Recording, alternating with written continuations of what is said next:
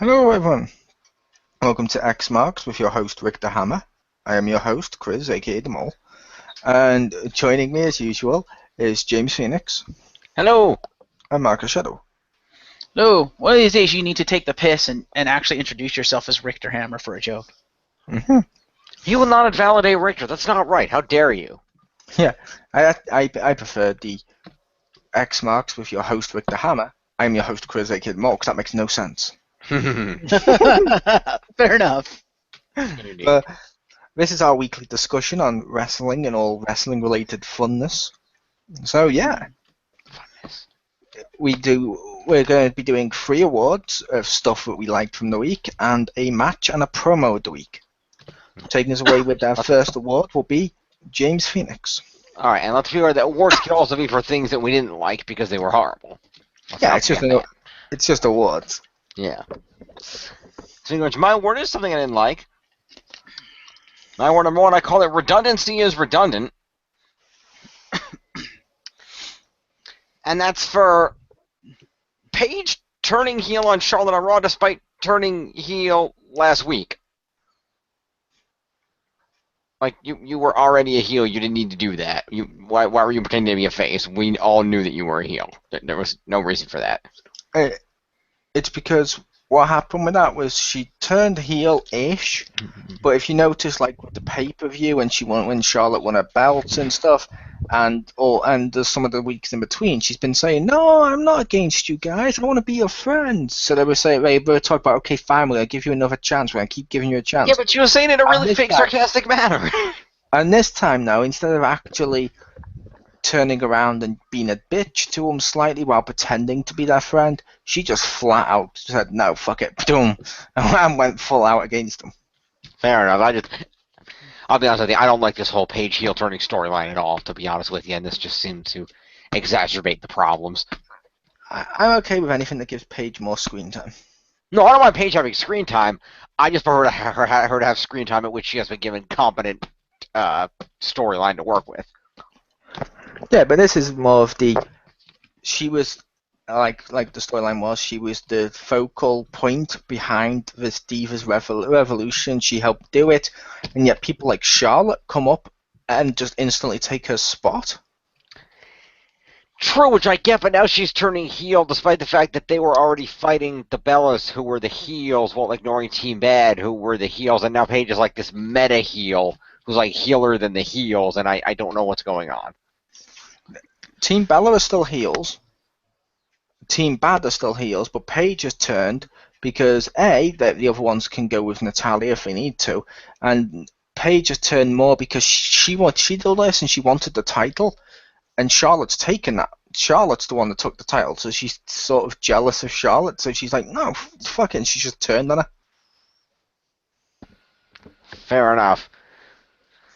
What also sets me up this whole thing is we're giving all this focus and everything else, and we're ignoring Sasha Banks, and that kind of annoys me as well. I feel like she should be involved here in some way. More on her later. Yeah, she's lingering with Team Bad horribly and doesn't really need to be there. But more on that later. Oh no, more on that later because I've given her an award in a positive way. Oh, okay. And Jim, I'm going to throw down a quote that completely explains how you feel. You'll get it, Mole probably won't, and I'm not going to explain it. Bitches be crazy and I don't know what's going on. Yeah, pretty much, yeah. Except for they've explained it. There's actually a story there. To say that is basically saying you ignored the Divas Revolution and don't care what the Divas are doing. No, I understand what's going on. It's literally like if, say, like Seth Rollins right now, if he was to turn on, say, Triple H, it's clearly to further himself more than anything else. Right, but no, I understand what's going on. I'm just saying that I think that sums up how Jim is feeling right now. Because I understand the point here, but it seems, the whole Divas, it seems to me the Divas Revolution was a failure, because you brought up all these great Divas, but they worked the opposite way they wanted to. Instead of them making the Bellas and the remaining members of Bad making everybody else look good, they have made Charlotte and Paige and the others look not as good as we know they are capable of being. We already knew that was going to happen, but look at what they did with Paige, who was supposed to be the breakout star. She was supposed to be the best that NXT had to offer. They brought her up to the main roster, and she's done fuck all. because they don't know how to use her right. Well, as we've been playing in 2K16, apparently found out she is apparently the best diva, except for her only equal, Stephanie McMahon. Yeah, Paige is awesome, but I want to see that awesomeness, and that's what I've been saying ever since she's been up here. Because Mole kept going on and on about how good she is. I'm like, yeah, she probably is. I'm not denying that. Show me. I want to see that awesomeness. Yeah, you want to see her do something. Like, I don't know, become a multiple-time Divas champion. Oh, wait.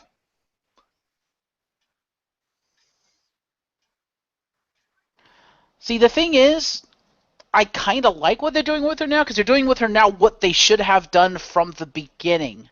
And that is keep her the anti-diva. That's effectively what she's doing. That's why, yeah, she heel turned on them, but she's also feuding with the heels because she's against divas, period. She wants to be the best. I agree with that. But at the same time, it's like, yeah, you're doing that, but you know what? Now you've just populated the entire divas division with nothing but heels. There's like no faces left. Because now you've got 2 full teams of heels and Paige against Charlotte, Becky, and Natalya. And we don't know how long Becky is going to be there, because Becky was kind of getting pissed off too. I could see her turning on Charlotte at some point. Yeah, you got Charlotte, Becky, and Natalya. Plus, there is other divas that they can always bring up to turn face. Or have go face, like they can always bring up other NXT ones. Or just use some of the divas we haven't really seen for a while. Yeah. I really wish they would break Team Bad and face turn Sasha Banks, because she's getting cheered at like damn near every arena anyway. Fucking use her. Yeah, I felt that after the last NXT pay-per-view, with the kind of reception she was getting, that would have been, especially since Team Bad isn't doing literally fucking anything, and they're pushing the wrong member. They're pushing Naomi, fuck her. They should have broken Sasha free. They should have had Sasha realize that and be like, no, you know what? You don't get to be pushed. You're not good enough. You're not in my league. No. And face turn her. Like, I should be getting screen time. I'm getting no screen time. What the fuck? And face turn her. I'm going to be more arrogant and say more, and them literally doing nothing later. Fair enough. Back to Mole. Okay, over to Marcus. Alright, so my first award, I'm bringing it back, people. It's the return of the Facepalm Award. It goes to Zeb Coulter and Alberto Del Rio. Interesting, little manager relationship there. I approve of the pairing. I approve of what they're trying to do. I like the concept, but the name, good fucking lord. The Mex-Americans. Really? That's the best you could come up with, WWE? That just sounds dumb. It's supposed to. It's supposed to sound dumb. I know. It's supposed to be something you don't like, and they're clearly trying to make Alberto heel. Yeah. It's fine. Literally, it's not that literally on SmackDown, Zed Coulter came out and said, now, the Mex-Americans, I understand some of you may find that name stupid, and some of you may not understand what that name is, but what that name represents is hard-working individuals that none of you in this audience are. It represents the lack of creativity from WWE Creative. That's what that represents. It's fucking retarded. It's not that I hate it. It's that I hate it for the wrong reasons. I hate it because it's fucking stupid, not because I'm supposed to hate it. It's like, ugh. It's kind of like some of those heels. I can't remember the specific ones off the top of my head, but some of the characters and stuff we had talked about previously on other shows where we're like, okay, or gimmicks and stuff where we're like, okay, they're heel, we get that, we're supposed to hate them because we're heel, but I don't hate them because they're heel, I hate them because they're fucking dumb, or they shouldn't be there. Yeah, so that's a thing in wrestling. It's called X-Pac heat. Yeah, pretty much. I'd say the name's not that dumb, considering this is the same company that its names have considered stuff like Un-Americans, The Union, D-Generation X. Hey, at least the Union and D-Generation X sound more legit than the Mex-Americans. That's on like the Un-Americans level. I didn't like the Un-Americans either. And I'm like, I liked the group because I thought it was the group was good. Yeah. I liked the group. I thought they were a really good group. And the only reason I mentioned D-Generation X and the other one as well is because the Union. It's literally just a union of superstars. What should we call it? The Union. That's about as original as Keeper. See more on that on James Phoenix's review Maybe. of Power Rangers Dino Charge. Uh-huh. Degeneration X is Degeneration X is just literally taking the words degenerate and Generation X and putting them together in the same way as Mexican and American makes Mex American. Yep. Yeah, but Degeneration X at least makes sense, and it doesn't sound stupid. At least not to me. Like the Union, okay, it's straightforward, it's kind of bland, but at the same time, it works, and it sounds like it'd be a legitimate group. But like Un-Americans, Mex-Americans, it just sounds like you're trying to find a name that conveys something and not really coming up with something that conveys it. You're just like, we're just going to use this word because we can't come up with anything else to describe it. I'm like, sounds dumb. In all better. In all fairness, this is from the company decided they were going to name their faction the Core with an extra R for no goddamn reason. To copyright. Hey, that was cool. That was to copyright it or trademark it, Jim. Ah. And I thought it was cool. I like that spelling of the Core. I was like, that's clever. I didn't like the spelling. I just knew it was to trademark it. But yeah, this is the company that literally has given us other great factions like the Job Squad. Mm-hmm. Spirit Squad. Yeah, not most groups tend to have not that good names. I mean, there's no names out there that you're like, oh, that's a great name. Very few do. Like the Four Horsemen, I will give them props. That's a great sounding name. I would refer to the Nation of Domination because that sounds Nation badass. of Domination sounds badass. I like the name NWO just because New World Order, NWO. It's like, okay, cool, you're going with a gang style thing that works. The others are just mixing various stuff together, just not actually coming up with a name for it. That's sort of WWE's mentality. No, but you have to admit, despite the fact that the team sucked, and I'll freely admit the team sucked, New Age Outlaws is a fucking awesome name. New Age Outlaws is a good name. Yeah. It's like The Ascension is a good name. Mm. Yeah. I like the Evolution. I thought that was cool. Mm-hmm. Yeah. But am I the only one who thinks that they're going to feed Jack Swagger to Del Rio? Because it seems like they're going with the whole Del Rio doesn't trust Zeb Coulter. So I get the feeling they're going to face turn Zeb Coulter when Del Rio turns on him, and then they're going to bring Jack Swagger back. Or the other way around. Or what? Alberto face turn Del Rio? Oh yeah, Alberto doesn't really trust him. So if they the crowd keep cheering him, let's push him as a face and let's bring Swagger back as the heel with Coulter to be like, yeah, we never really liked your kind. Yeah, we are wrong. This whole Mexican thing was stupid. It's about we, the people. Which finds out the fact that he has that taunt in the game, by the way. He puts the hand up and he goes, we, the people. Fair enough. Yep. But yeah, I don't like the name X-Americans. It made me facepalm. I was like, really? That's what you came up with? Mm-hmm. Fair enough. Yeah, it's back to Mole. My first award, I've called it the Big Red Victim. This is for the end of Raw. I think it was the end, with Kane being carried away by the Wyatts. Mm-hmm. That wasn't actually the end of Raw, but yeah, fair enough. As I said, I thought it was the end of Raw, but I was like, it felt like it should have been the end of Raw. Yeah, it felt like that was like how the pay-per-view ended. So I thought, wait, was that the end? More on that later. But like I said, I like this promo. I like more on where it goes later, but it's a case of I really like the carrying of Kane away, like they did with the Undertaker. It's going into what we predicted with the Hell in a Cell thing. Like I predicted, it's going to be Brothers of Destruction somehow with the Wyatts. Yeah, I can kind of see that. So I like that. But literally more on the promo later. Yes. Yeah. Over to Jim. Indeed. So, my second award, folks, ladies and gentlemen, I need you to brace yourselves. I'm afraid I have some absolutely horrible news. You may want to sit down for this. What? It's going to be, I'm afraid I've got some bad news. Alright, fair enough. I'm afraid I've got some horrible news. You might want to sit down for this, Mole. I'm sat down. Our hero Rusev has been injured. Again. At Tuesday's SmackDown tapings, our hero Rusev suffered a proximal bicep tendon rupture during his match with Neville. So it was actually the main event tapings, not the SmackDown tapings. The match was called due to the injury, and it's estimated that our hero Rusev's recovery time will be 3 to 4 weeks. Oh, that's not that bad. Now, it's not a serious injury, but still, we don't get to see our hero Rusev for 3 to 4 weeks. Yeah, but when he comes back, he'll have Lana. That's true. And now he'll be able to focus on, planning the wedding with Lana, who has a broken wrist. Our hero Rusev jokingly tweeted about this.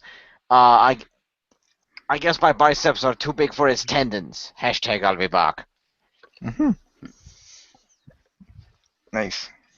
Indeed. So Rusev, we wish you speedy recovery. Indeed. We want Lana. Mm-hmm. So over to Marcus for his second award. Indeed. All right. Now I'm going to preempt this one by saying I'm not trying to be racist. I'm trying to use a joke that we have perpetuated here on the X-Bound. Now, Marcus, don't sell yourself short. We know you don't have to try to be racist. Mm-hmm. Fuck you. But no, the name of my award is the New Black Cena Award. You know where I'm going with this. I'm giving this to Titus O'Neil for doing Cena's job because Cena wasn't there for whatever reason. I think he's on like break or something after getting his ass whooped at the pay-per-view. But yeah, he came out for the breast cancer breast cancer segment, and he did a great job. But it's like, okay, so he's doing the speech. I was like, oh, I get it, because Cena's not actually there because he's on his vacation or whatever. I'm like, wait, is he the new Black Cena since he's literally doing Cena's job? Also, Titus O'Neil's been doing those when Cena was there too. Oh, really? Yeah. Yes, ever since he won Father of the Year. Ah, fair enough. Millions of dollars. But I just found it interesting that he's now like basically the face of the whole thing when Cena's like not there, because Cena's usually the one that comes out and is like, does the whole Sujin G Komen thing of we'd like to thank the WWE Universe for pitching in. We're all one family, blah blah blah, all that stuff. And now Titus only doing it. He's like I said, he did a really good job. And although again another facepalm moment, the millions of dollars dance at the end. Oh boy. And then, of course, original Black Cena had to insert himself because millions of dollars. He kind of snuck in there, but yes. All right, then. So, yes, I gave that to Tyson, just A, because it amused me, and B, because I thought it was kind of cool.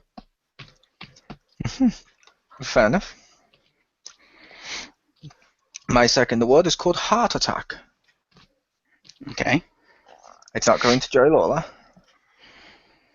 It's spelt like the last name Hart. Nice. Mm-hmm. Paige v. Natalia.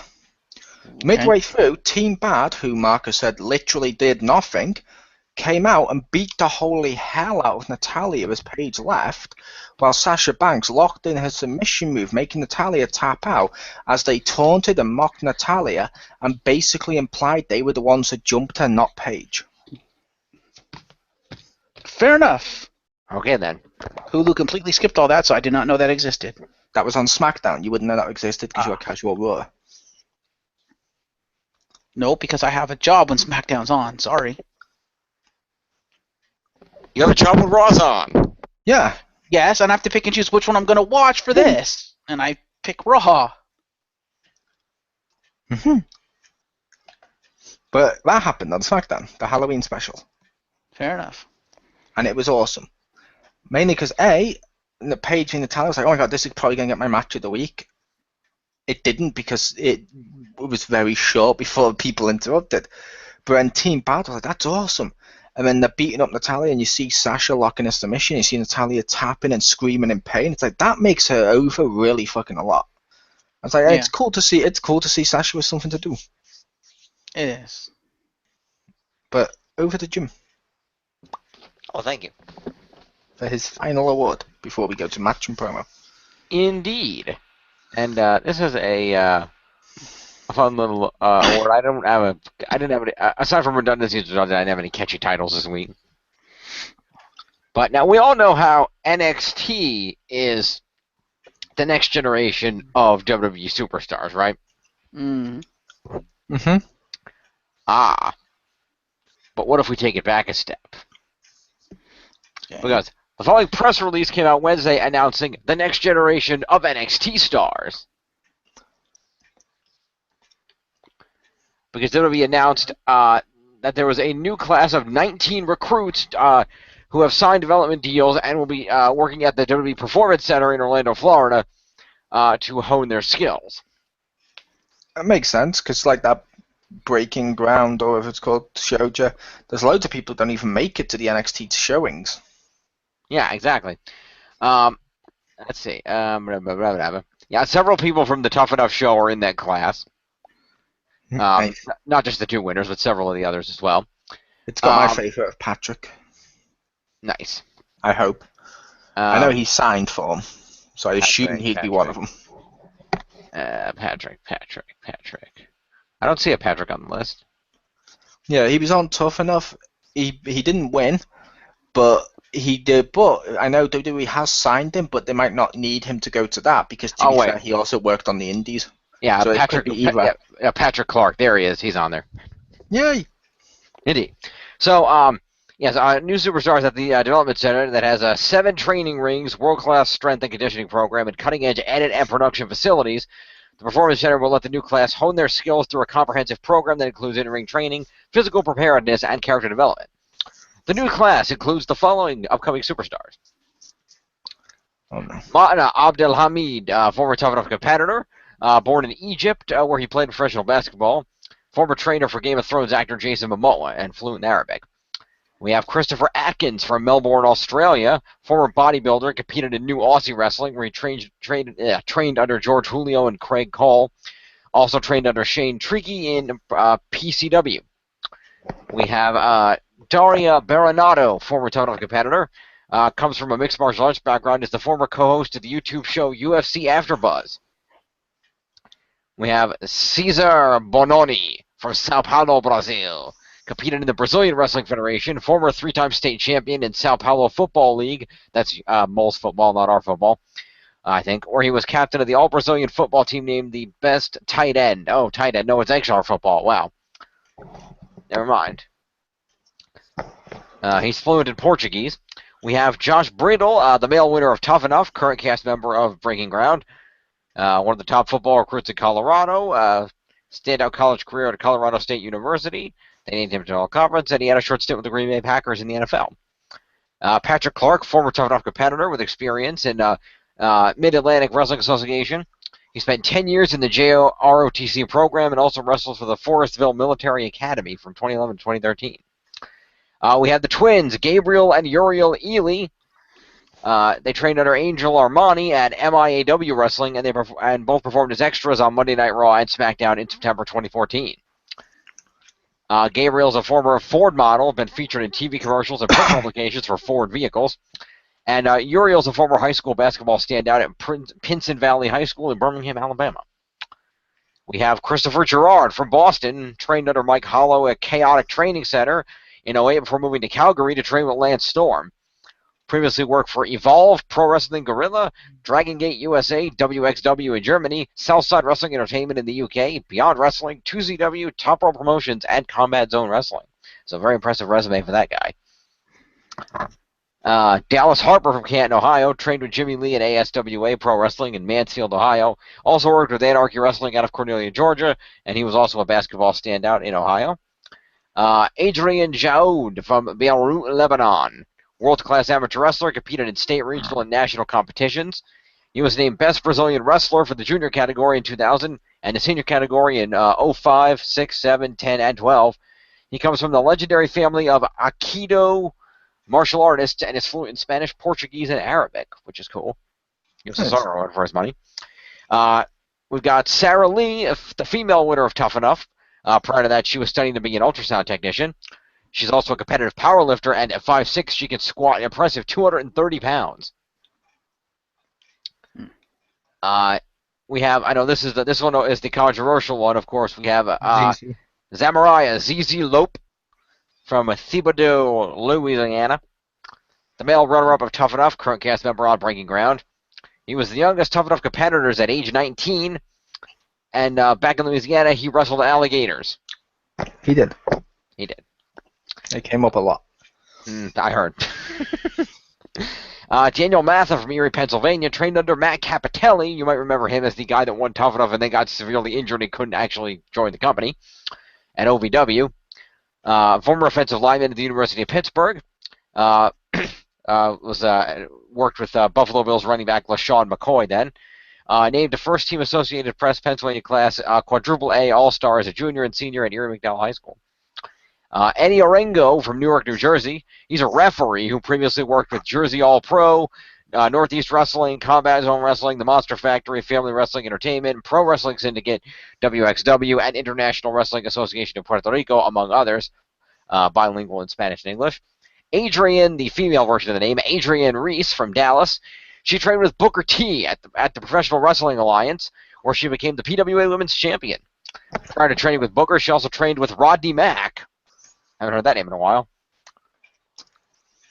She has more than 6 years of experience wrestling for the likes of Ring of Honor and Women of Honor, the Shimmer Women Athletes, Women Superstars Uncensored, Absolute Intense Wrestling, and Anarchy Championship Wrestling.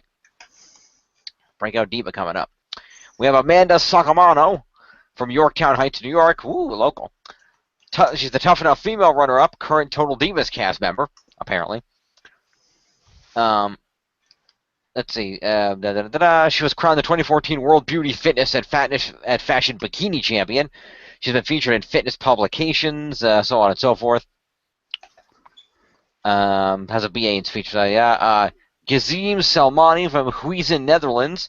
2013 Rough Diamond League kickboxing champion, former MMA professional with Belater MMA. Richard Swan from Baltimore, former Dragon Gate USA tag champ, and also wrestled for Dragon Gate Japan, as well as Evolve, Combat Zone, WXW, and Revolution. And that's it. And this new class will join existing group of 57 men and women training at the state-of-the-art 26,000 square foot facility to become the next class of WWE talent. This has been the X-Marks list. Good night. Oh. I thought people would want to know who's coming up. Fair enough. Over to Marcus for his last award. Yep. All right. So my final award, I call it the Face of the Company Award, and that goes to Seth Rollins for the face he made when Roman Reigns won the Fatal 4-Way to become the #1 contender, because that made me laugh so hard. He's like, what? No, anyone but you, Roman. So that face was priceless. I was just like, yes, you're face of the company, ladies and gentlemen. Nice.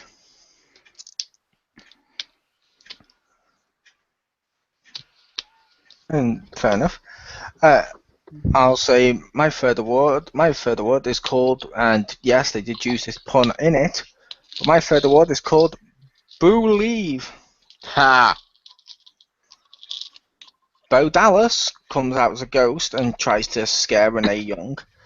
And he says, Boo! And when she looks, he pulls off, do you get it? It's me, Boo Dallas. Do you get it? And she's like, yes, I get it. He's like, I'm a ghost. And she's like, yes, I get it. He's like, were you scared? And she's like, no. He's like, well, mark my words. By the end of tonight, someone will be scared. It was him, wasn't it?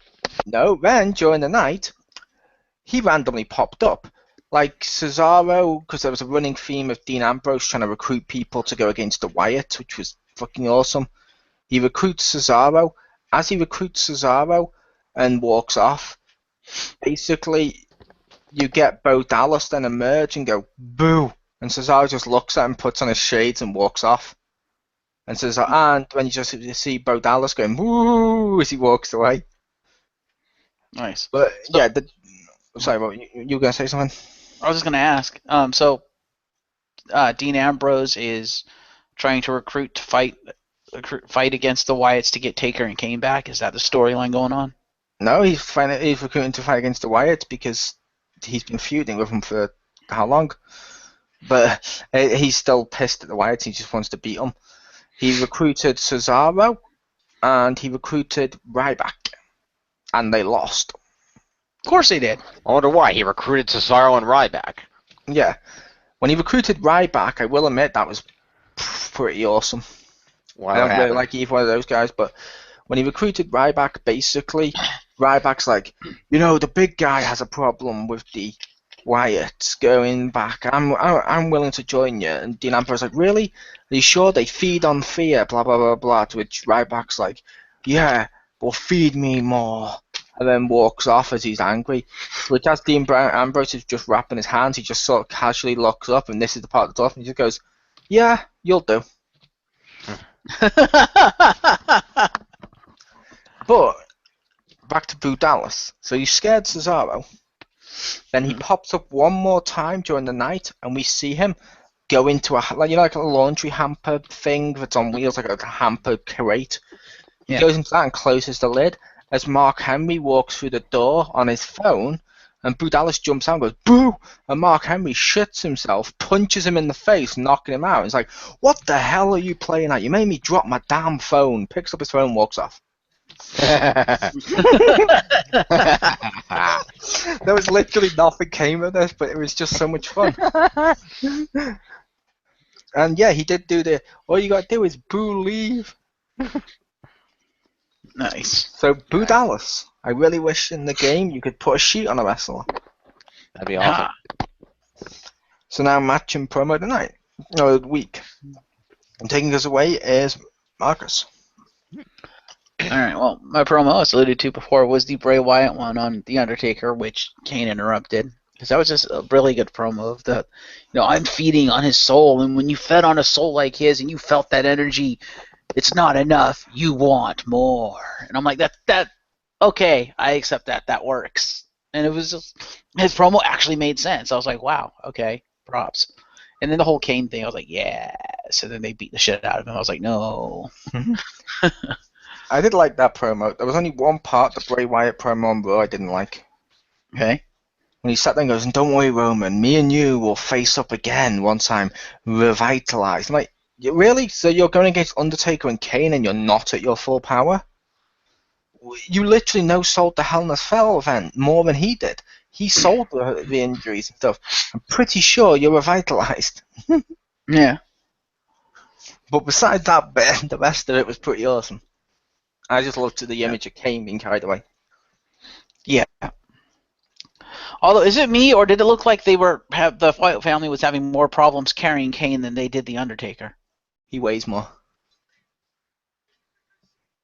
Maybe. But I don't know. It's like, you have Braun Strowman. How are you struggling to carry Kane? Come on. Well, Seth Rollins found that hard at the pay-per-view. Oh. Thank you. My match of the night is Roman Reigns versus Kofi Kingston for the match qualifier for the Fatal 4-Way match, in which Reigns wins. That was just a really good match. I was like, okay, yeah, these guys have some good ring chemistry together. I'm enjoying this. That was pretty awesome. Yeah, that was my favorite match of the night. All week. But, fair enough. Over to Jim for his match and promo of the week. Indeed. It should be noted, build weight, yeah, Kane weighs about 30 pounds more than The Undertaker. So, Fair yeah, enough. Marcus, he is correct. Plus, he has the extra weight of a wig and heavy mask. And fake hair. That'd be a wig. It's a wig. Oh, fair enough. And fair enough. Okay, so for mine, my promo, just because I found this funny, I laughed at this.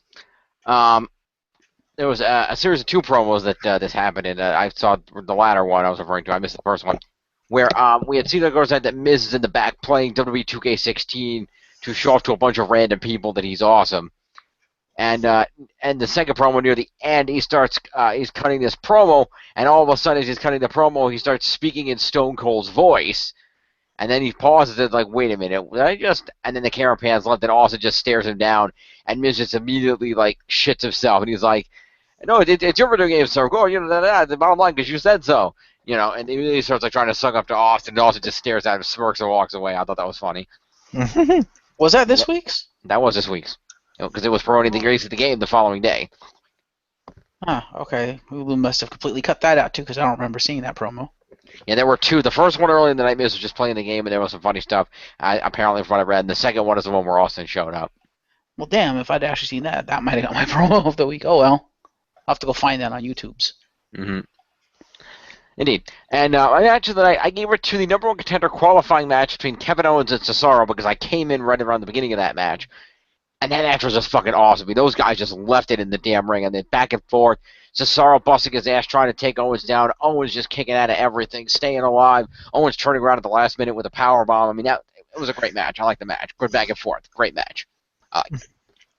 Yes. My promo match of the week.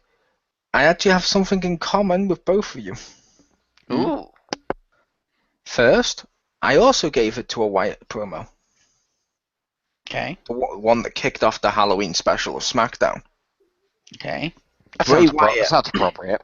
Bray Wyatt on his rocking chair just stroking The Undertaker's hat, talking again about feeding on the soul and how it's a day of the evil and the day of the dead and stuff. And then we have Eric Rowan say, I was never allowed to dress up for Halloween. It was too sinful. It then goes to Luke Harper, who's like, these aren't costumes. Evil is real. And then we just see Braun Strowman holds up Kane's mask as he goes, your annihilation awaits. Run. And then the promo ends. Badass. Nice. Yeah, that was fucking amazing. And what I have in common with Jim's is my match features Miz. Nice. First Dolph Ziggler. Ooh, that's a good match. This was on SmackDown. And around the bottom of the ring, underneath the bottom rope, was loads of little jack-o'-lanterns, which Miz, being a heel, kicked one, and the crowd booed. We see him grin, and he goes to each side of the ring and then kicks one. Which each time the crowd's like, boo, kicks another one, boo, kicks another one, boo. It's like, that's just funny. Mm-hmm. And at one point, he knocks a skeleton over. The matchup, the commentating on this match made me laugh. Okay. Because we had the really horrible stuff of like, oh my god, no, he just knocked over one of our skeletons, because they had skeletons in all the corners of the ring, when he kicked one of the pumpkins. And then Jerry Lawler goes, hey, that reminds me, you know why the skeleton wasn't in this match, right? And they're like, why? And he's like, he's got no guts. So, Okay, then. it's those really cheesy, horribly bad Halloween puns, and I'm like, that just made the match so much more fun. I don't know why. Just because they're so bad, they're fucking hilarious. But Dolph wins it, but the matchup is really good. It's actually a pretty damn solid match, and it's good to see Miz wrestle, because I've only been seeing him recently. Whenever we see him, mostly it's just to do Miz TV, and that's it. Like, he's not wrestling, and it's like, oh. But seeing Miz v Dolph, that was pretty awesome. Then post-match, Tyler Breeze comes out, and he's doing his selfie stick and all that when he gets into the ring. And then he just fucking unloads and beats the holy shit out of Dolph Ziggler. As then Dolph tries fighting back with his leg. She does like a dive from one side of the ring all the way over to the other.